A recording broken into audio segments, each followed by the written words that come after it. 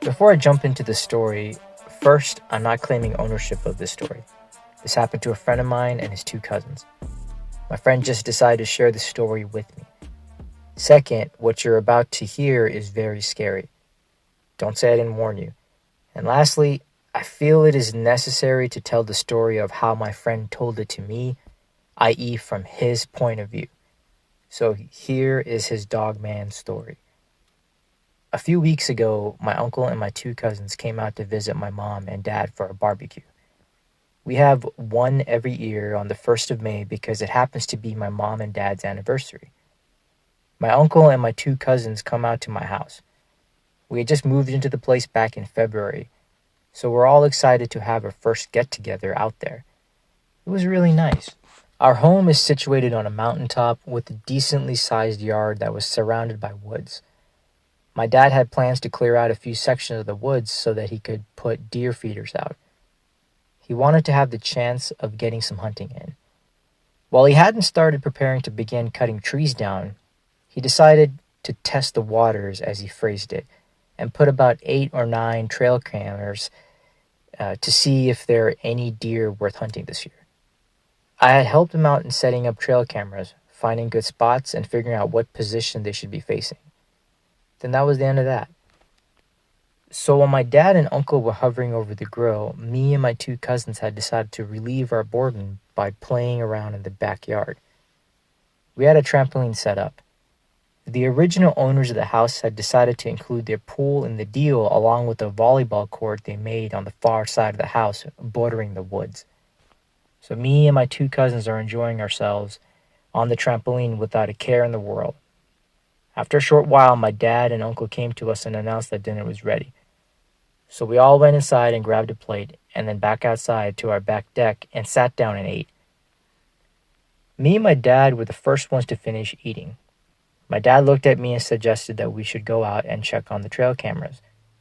We had done this many times before, sometimes even checking 3 or 4 times a week just to see what was out there in the woods.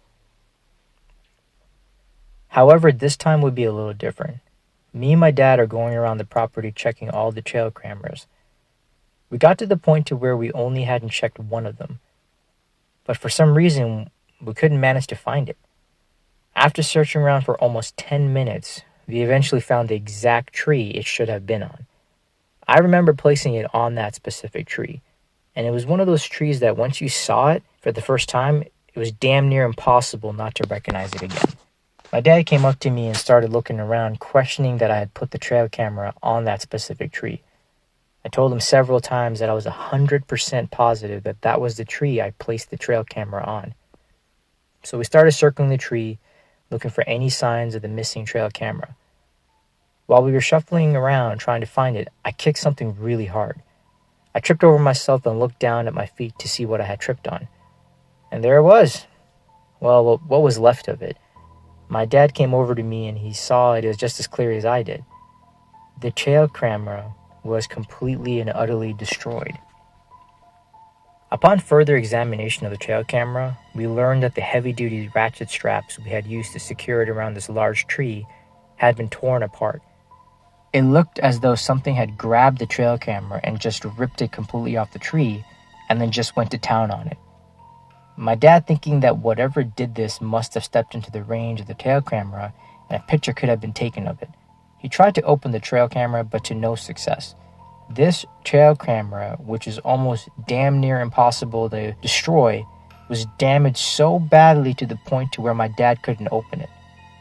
My dad, not wanting to admit defeat, grabbed his knife and exclaimed that he was getting that damn thing open to at least get the memory card. After a few minutes of forcing his knife into the trail camera, he finally managed to get it open. It took him a second to fully realize where the spot for the memory chip was supposed to be in the tangled mess inside the trail cam. When he finally found the spot for the memory card, he pulled it out, and to his utter disbelief, the card had been broken into several different pieces while inside the trail cam. My dad was beyond pissed at that point because not only did he lose a $150 trail cam, he also lost his only chance of figuring out what the hell did this. Now, even more pissed than before, he decided it was time to go back to the house.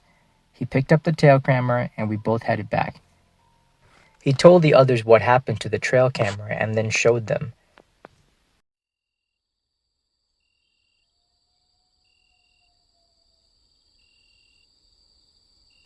Fast forward to that night.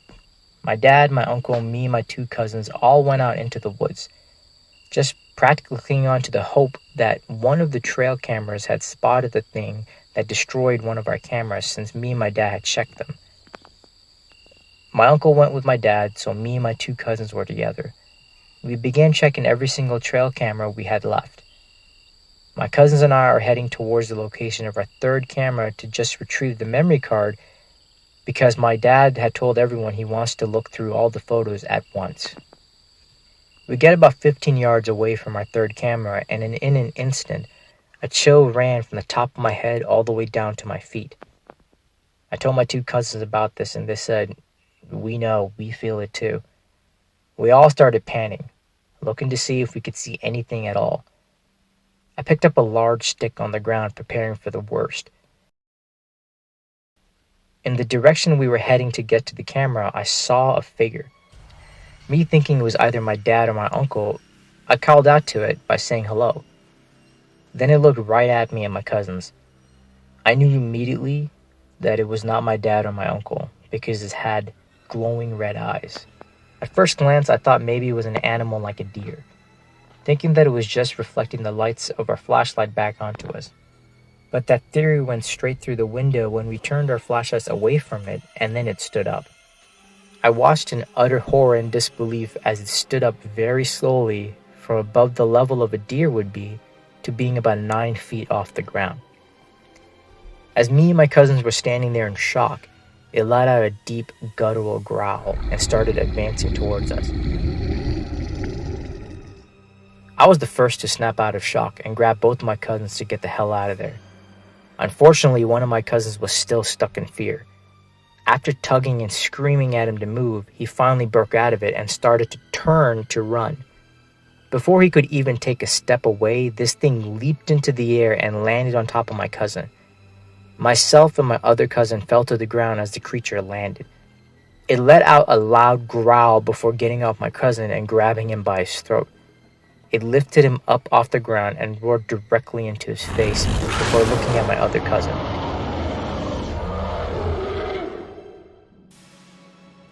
The creature threw my first cousin away from it, then it swung its arms, hitting my other cousin who was getting up across his face.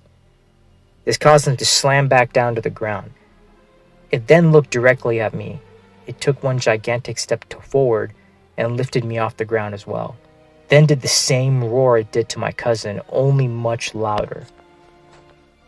My cousins got up and they looked at each other, then to the creature, then at me. They both decided there was only one thing to do.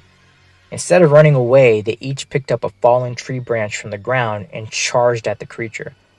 One of my cousins connected a swing to its head, while my other cousin went directly for the arm of the creature, which held me. The force of the blow to the creature's head caused it to falter, while the multiple hits to its arms caused it to drop me. My cousin tried to get a few more swings in, but the creature managed to right itself and caught both the incoming blows directly for its head. It grabbed both of my cousins, one in each hand, then threw them away from it. All three of us got together and tried to run, but the creature swung one of its arms and it connected to all three of our chests. It was so fast. The creature reared back its head and let out the most terrifying roars I have ever heard.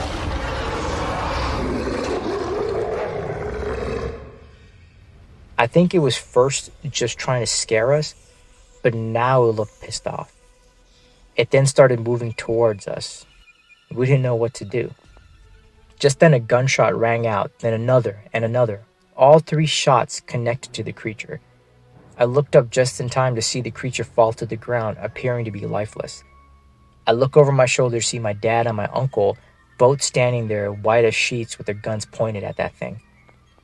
They both hurried over to me and my cousins and told us to run back to the house immediately. We did not know if this creature was in fact dead. Both of my cousins booked it back to the house, whereas I did not. I wanted revenge. I wanted it dead. For good. I jerked the gun out of my uncle's hands and proceeded to empty the rest of the clip into this thing's chest. Once I was sure it was dead, I hit it across the face with the shoulder stock of the gun and spat in its face and screamed, "How you like that?" I handed my uncle back the gun, which he immediately loaded another mag into. I walked past my dad and started heading back towards the house, my uncle and dad following close behind. We get to the edge of the woods and start making our way across a small field to get to the house. Then out of nowhere, we heard several more growls and roars sounding almost exactly like the creature we just killed. This creature was not in this woods alone. Hearing this, my dad screamed at us to run. All three of us started to book it to the house as fast as we could. We hopped the 4-foot-tall chain link fence that made up the dimension of our front yard and then ran up the stairs up onto the front porch. We can hear both my dad and my uncle start firing their guns as they were running back. They were trying to scare these creatures off even though they couldn't see them.